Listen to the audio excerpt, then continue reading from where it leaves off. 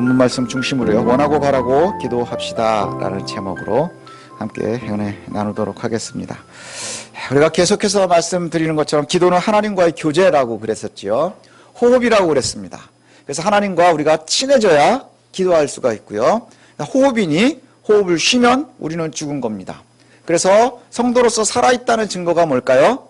우리가 끊임없이 하나님과 교제하며 살아있음을 호흡하는 겁니다. 그래서 기도는 우리가 영적으로 살아있음을 증명할 수 있는 가장 큰 특징이고 척도입니다. 우리가 얼마나 영적으로 건강한지, 또 얼마나 우리가 하나님과의 관계가 가까운지는, 우리가 얼마나 잘 유지하고 있는지는 기도로 알 수 있습니다. 기도로. 그래서 기도는 믿음 행위의 결정체다라고도 말할 수 있습니다. 오늘 우리가 읽은 본문 야고보서는 전체의 주제가 뭐냐면요, 참된 믿음을 갖고 있는 사람은 잘 견딘다 이겁니다. 참된 믿음을 가진 사람은 잘 견디고, 그리고 서로 사랑해야 되는데 그것을 행위로 증명하라. 이게 이제 야고보서거든요. 그러면서 너희가 잘 견뎌야 되고 서로 사랑함을 증명해라. 이게 예수 믿는 사람들이 해야 되는 거야. 그러면서 그 속에 가장 중요하게 이야기하는 것 중에 하나가 바로 그 중심에 기도가 있습니다. 네가 고난을 견뎌야 되지, 잘 견뎌야 돼. 어떻게? 기도로 견디는 겁니다. 너희가 이웃을 사랑하니? 그러면 사랑하는 것을 갖다가 행동으로 증명해 보여야 돼. 어떻게 그들을 위해서 사랑할래? 그들을 위해서 기도해야 한다는 거예요. 이게 바로 야고보서의 이야기입니다. 1장에 보니 1장 6절 7절에 이렇게 말씀해요. 오직 믿음으로 구하고 조금도 의심하지 말라. 의심하는 자는 마치 바람에 밀려 요동하는 바다 물결 같으니 이런 사람은 무엇이든지 주께 얻기를 생각하지 말라. 되게 무서운 말씀 아닙니까? 믿음으로 구하고 의심하지 말라. 구한다 하면서 자꾸 의심하고 의심이 더 큰 사람들은 주께 뭔가 얻으려고 기대하지 말라는 거예요. 야고보서는 기도는 반드시 하나님께서 응답하신다 증언하거든요. 성경의 많은 곳에서 믿는 이들의 간구는 하나님께서 반드시 응답하신다 말씀하고 약속합니다. 4장에서도 그 말을 또 하거든요. 4장의 2절 3절에 보면 너희가 얻지 못함은 구하지 않았기 때문이다 이렇게 말씀해요. 너희가 얻지 못함은 뭐 때문이라고요? 구하지 않았기 때문이다. 너희가 응답받지 못하는 건 기도하지 않으니까 이 말씀이고요. 거기에 이어서 나오는 말씀이 뭐냐? 구했는데도 받지 못했다? 그럼 정욕으로 쓰려고 잘못 구한 거다. 니네 욕심 때문에 하나님께 잘못 구하고 있다 하는 겁니다. 여기서 우리가 기도라는 것이 하나님과의 교제라는 말이 뭔지를 알 수 있어요. 구하면서도 구하지 않으니 얻지 못하고 구해도 얻지 못하는 건 정욕으로 쓰려고 잘못 구했다 하는 말은 결국 뭐 얘기하는 거예요? 기도는 성도가 반드시 해야 하는 거지만 기도로 하나님 조종하려고 하면 안 되고요, 하나님한테 어떻게 뭔가 해보려고 하면 안 된다는 거예요. 우리의 관계가 있어서 자연스러우며 하나님께 우리가 자연스럽게 말씀드리면 하나님 우리 예를 들어주시는 거예요.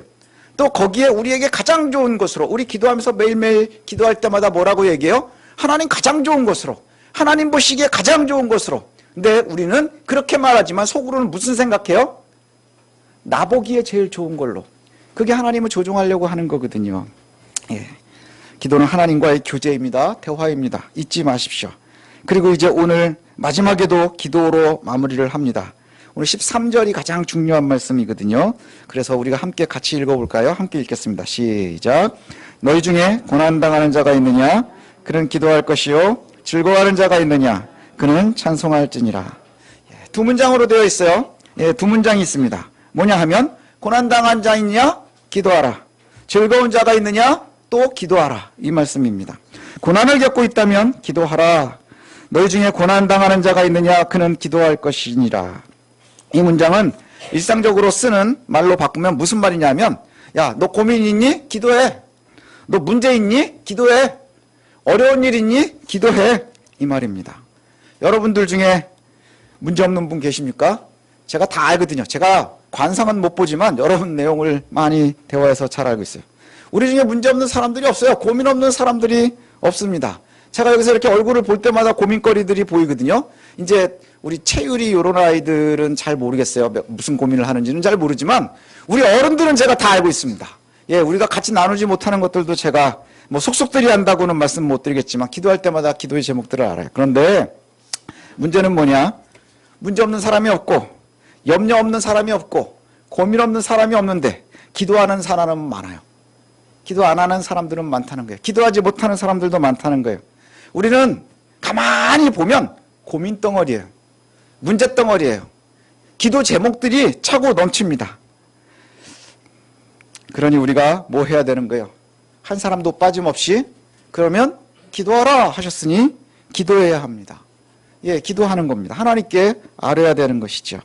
우리는 이미 고민 속에 있는 거예요. 너희 중에 고난당하는 자가 있느냐? 너희들 중에 고난당하는 자가 있느냐? 예, 우리가 지금 얘기한 것처럼 고민거리가 있고 문제거리가 있고 그러면 우리는 뭐예요? 지금 이미 고난 중에 있는 거예요. 우리가 살면서 여러분 다 지금 고난 중에 있잖아요. 고난 중에 있어요. 그러면 우리가 뭐 해야 하는 거예요? 기도해야 한다는 거예요. 반드시 기도해야 됩니다. 우리가 기도할 때 제일 먼저 떠오르는 것이 예, 기도해라. 그러면 딱 엎드려서 제일 먼저 뭐 생각납니까? 우리 문제거리들 계속 떠오르잖아요. 고민거리들 떠오르잖아요.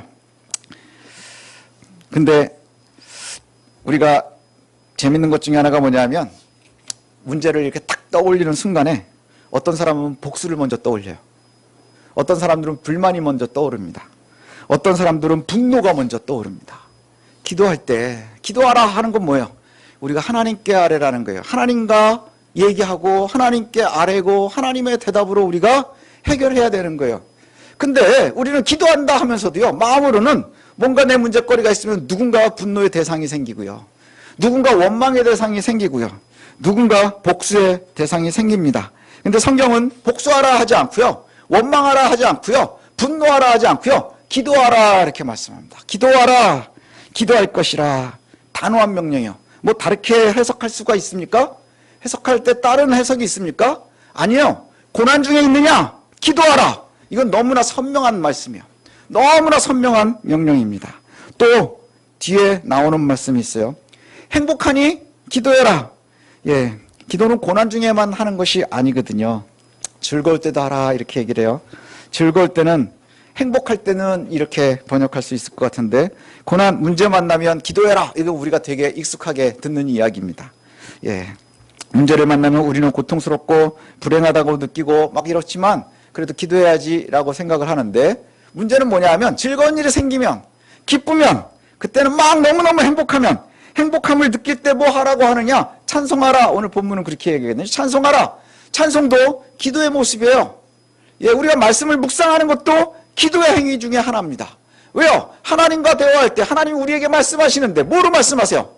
잠잘 때마다 맨날 꿈으로 누구야 그럼 우리 무서워서 살 수 있겠어요? 하나님 우리에게 말씀으로 늘 말씀하신단 말이에요. 성경으로 우리에게 늘 말씀하세요. 그리고 우리가 기쁠 때 뭐 해야 되는 거예요? 찬양하라 하는 것도 그 기쁨을 하나님과 나누라는 거예요. 기쁨을 하나님과 나누라는 거예요. 사람들이 되게 재밌는 게 뭐냐면요, 우리는 불행을 만나면, 불행한 일을 만나면, 고난 중에 있으면 제일 먼저 분노의 대상을 찾는다 그랬죠. 불평의 대상을, 원망의 대상을 찾는다 그랬죠. 대체로 신앙생활을 잘한다 하시는 분들은 그 원망의 대상이 하나님이에요.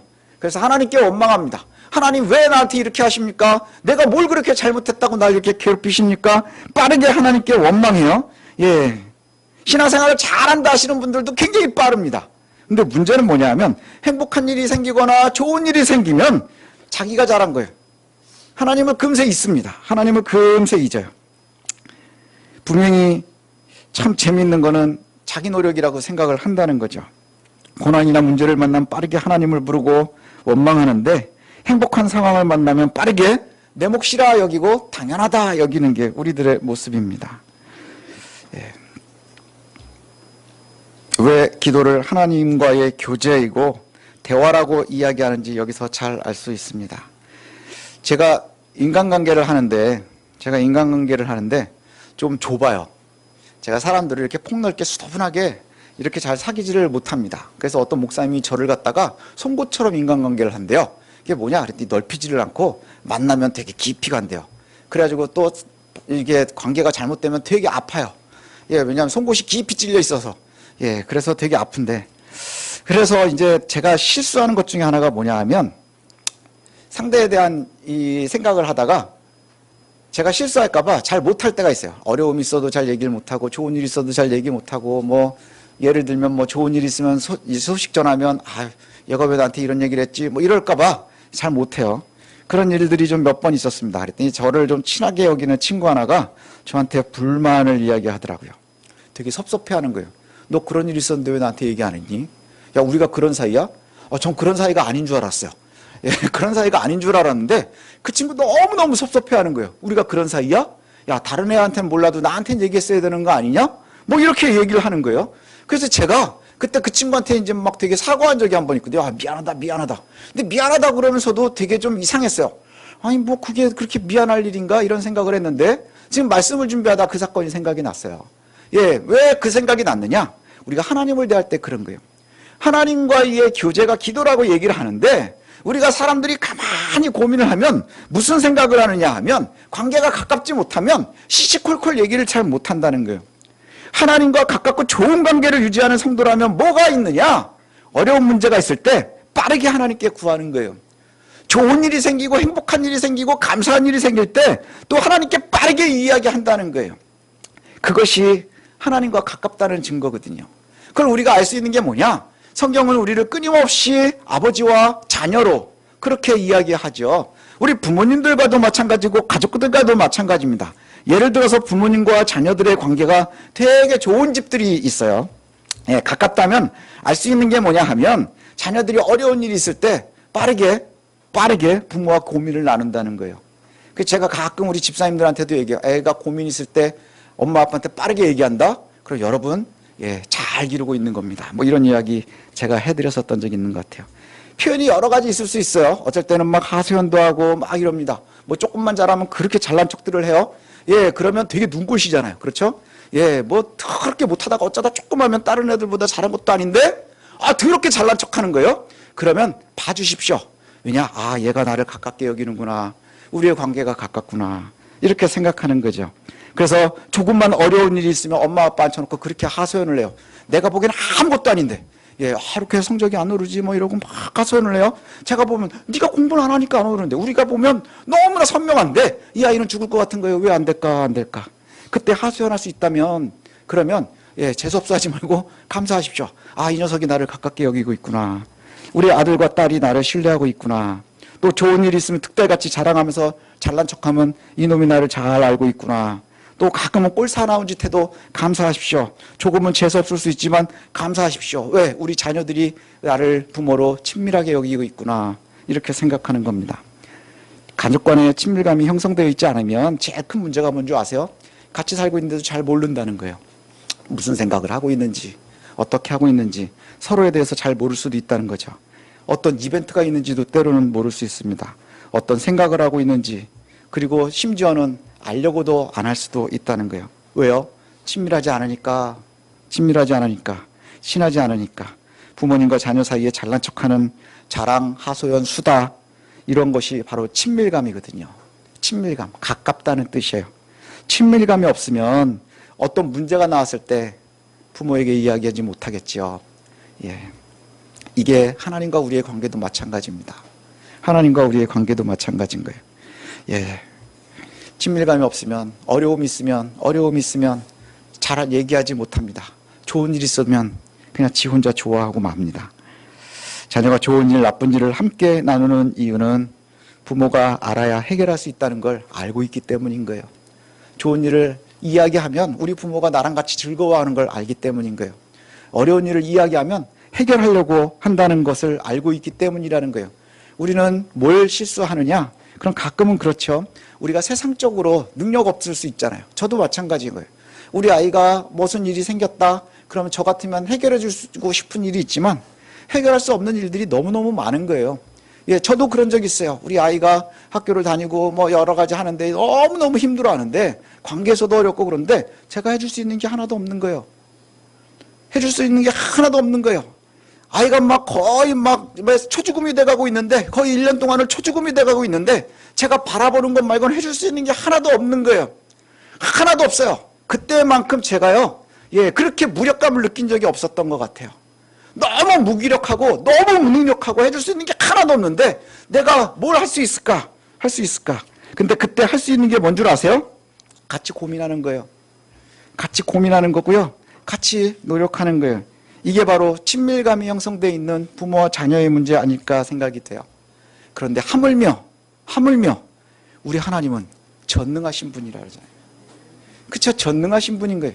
제가 느꼈던 그 무력감을 느끼지 않으시는 분이라는 거예요. 제 무능력함을 갖다가 느끼지 않으시라는 거예요. 그분은 유능하시고 전능하시고 모든 것이 다 가능하시다고 그래요. 그러니 우리가 내놓으면 해결하실 수 있는데도 내놓지 못한다는 거예요. 문제는 뭐냐? 자녀된 우리가 그것을 입으로는 이야기하지만 인정하지 못하는 거예요. 입으로는 가족들 간에 친하지만 실제로 심리적으로는 가깝지 못하면 우리가 함께 고민을 나눌 수 없는 것처럼 유능한 부모가 있으면 뭐 하겠어요? 알지 못하니, 함께 나누지 못하니 해결하지 못하는 것이지요. 기도가 바로 그것을 연결하는 겁니다.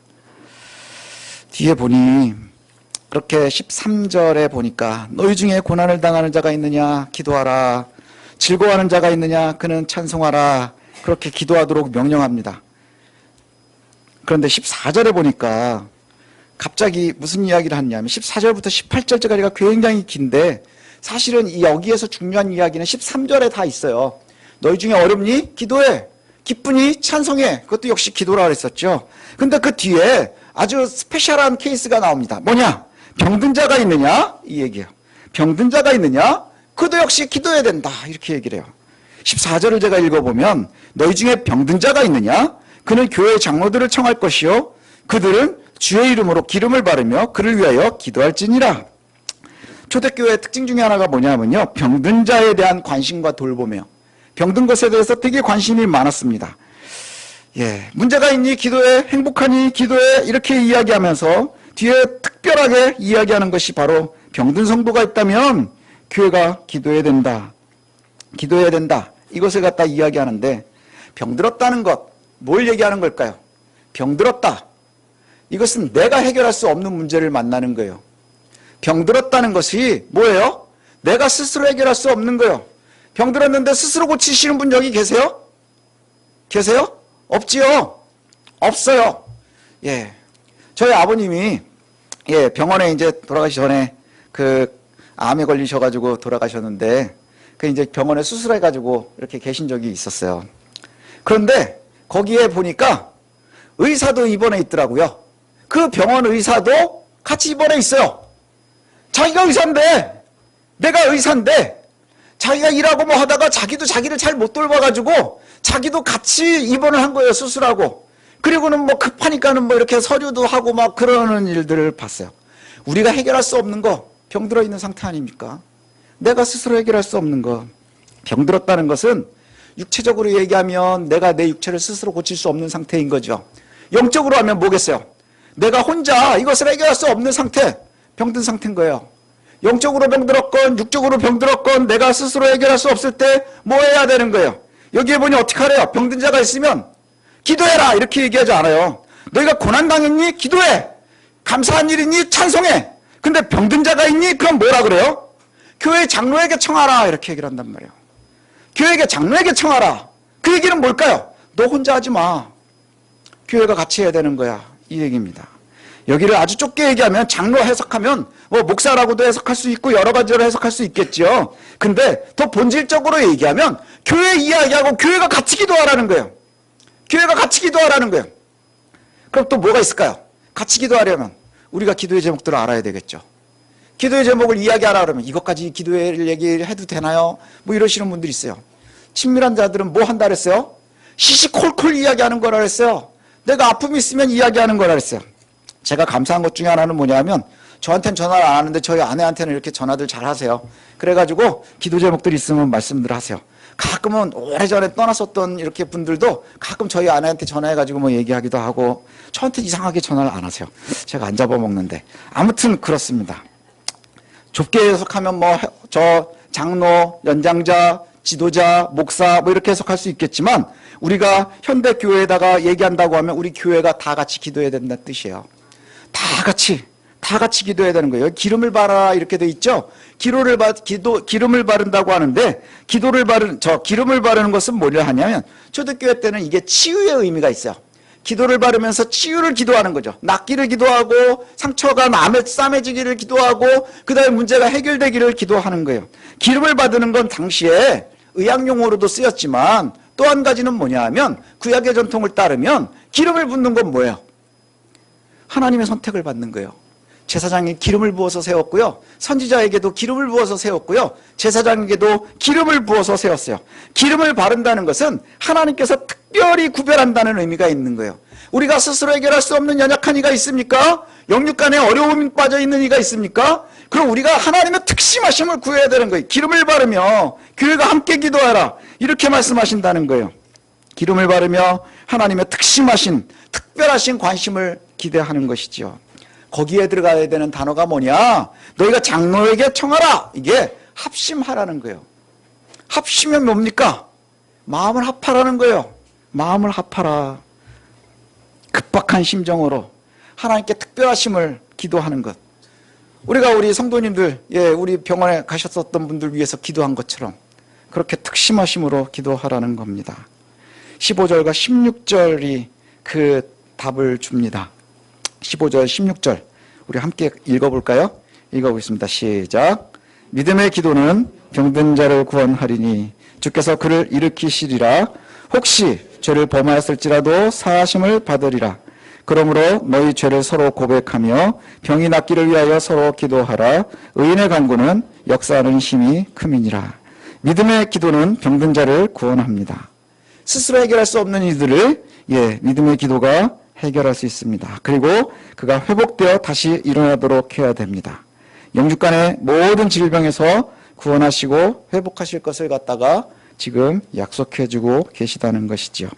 여기에 보면 우리가 오해하는 게 믿음의 기도는 병든 자를 구원한다 그러면서 죄를 범했을지라도 사하심을 받으리라 이런 이야기가 잠깐 나오는데 요건 약간 번외로 설명을 좀 드려야 될 게 있어요. 병든 자가 있다. 병이 들면 우리가 제일 먼저 하는 생각이 뭘까요? 무슨 죄를 졌니? 이런단 말이죠. 그렇지는 않아요. 여기도 그렇게 나오지 않습니다. 혹시라는 말이 들어가 있죠. 혹시라는 말이 이게 뭐냐 하면 이퀄이 아니라는 뜻이에요. 병든 자가 곧 죄졌기 때문이라는 뜻이 아니라는 거예요. 우리가 병드는 거는 약간 랜덤과 같은 거예요. 어떻게 되는지 알 수 없죠. 우리는 그리고 사실 30이 넘어가면 그 다음부터는 병 들어간답니다. 30까지는 잘 성장하는 거래요. 그 다음부터는 기능이 조금씩 줄어간대요. 그게 의학적으로 그렇답니다. 그러니까 여기에 계시는 분들 중에 우리 애들 몇 명 빼고는 우린 다 같이 조금씩 뭐 하는 거야? 죽어가고 있는 거예요. 그 죽어가는 건 육신의 죽음이지만 우리가 하나님께로 가까이 가고 있는 것 아니겠습니까? 우리가 누려가면서 살아야 되는 거예요. 그런데 사람들이 오해하면 뭐냐? 그 병드는 것이 너무나 자연스러운 것 중에 하나일 수 있는데 자꾸 죄와 연결시키고 싶어 한다는 거예요. 그런데 여기에 보니 이렇게 얘기를 해요. 병든 자를 구원하리니 주께서 그를 일으키시리라. 혹시 죄를 범하였을지라도 사하심을 받으리라. 이 말씀을 해석하면 이렇습니다. 병들었니? 그러면 주께서 일으키실 거야. 혹시 죄를 범했을지라도 사하심을 받을 거야. 이 얘기는 쉽게 얘기하면 이겁니다. 고통, 육신의 고통이 때로는 구원의 동기가 될 수 있는 거예요. 때로는 구원의 동기가 될 수 있는 거예요. 죄를 고백할 기회가 될 수 있다고 하는 것이죠. 이것을 이야기하고 있는 거예요. 죄가 병든 것의 원인이냐? 가능성이 있죠. 하나님께서 벌 주실 수 있습니다. 그런데 그것을 다 얘기할 수는 없고요. 우리가 그것을 알기는 쉽지 않습니다. 그러나 정말로 중요한 건 뭐냐면 우리가 아플 때, 병들었을 때 혹은 내가 해결할 수 없는 문제에 처할 때 나를 되돌아보라는 거예요. 나를 되돌아보면서 끊임없이 나를 갖다가 죄 앞에 고백할 기회로 찾을 수 있다 하는 것이죠. 가만히 보면 그럴 때 있거든요. 정말로 나이롱 신자들이라고 그렇게 얘기하잖아요. 옛날에 어르신들 나이롱 신자. 나이롱 환자랑 똑같은 거거든요. 제가 아는 병원에 가면 그렇게 가짜 교통사고 환자들이 있어요. 제 친구 중에 옛날에 한 친구도 이렇게 택시하는 친구가 있었는데 교통사고가 났다는 거예요. 그래서 너무너무 놀래가지고 면회를 갔더니 없어요. 그래가지고 여기 환자 어디 있느냐 그랬더니 주변에 있는 환자들이 얘기를 안 해주는 거예요. 계속 눈치를 보는 거예요. 그래서 보면서 저보고 누구냐고. 그래서 친구라고. 그랬더니 목욕 갔다는 거예요. 거기 있는 환자들이 다 공범해요. 교통사고가 났는데 이제 해결될 때까지 누워있는 분들이 한 군데 있더라고요. 그러니까 이제 뭐 꿉꿉하고 그러니까 이제 목욕을 갔는데 제가 왔으니 이 사람이 경찰서에서 왔는지 보험회사에서 왔는지 상대방이 온 건지 알 수 없으니까 서로 지켜주는 거예요. 그래서 친구라고 그랬더니 목욕 갔다고 그러더라고요. 그 나이롱 환자들도 있어요. 환자들이 있는 것처럼 나이롱 신자들도 좀 있다 그러거든요. 이게 믿는 건지 안 믿는 건지 그럴 때 고난을 당하면 기회로 여기라는 거예요. 기회로. 나를 되돌아볼 수 있는, 하나님께서 나를 특심하심으로 부르시는지도 모른다는 것이죠. 그 기회로 찾으라, 이렇게 말씀합니다. 예, 말씀을 마치도록 하겠습니다. 성도는 항상 하나님의 절대 주권을 인정해야 돼요. 하나님께서 전능자시라는 거, 우리는 아무 공로 없음에도 우리를 부르셨다는 거, 그래서 우리가 기도할 때 하나님은 반드시 들어주신다는 거, 예, 이것을 갖다가 우리가 신뢰해야 됩니다. 이거는요, 믿는 사람들만 가질 수 있는 권리인 거예요.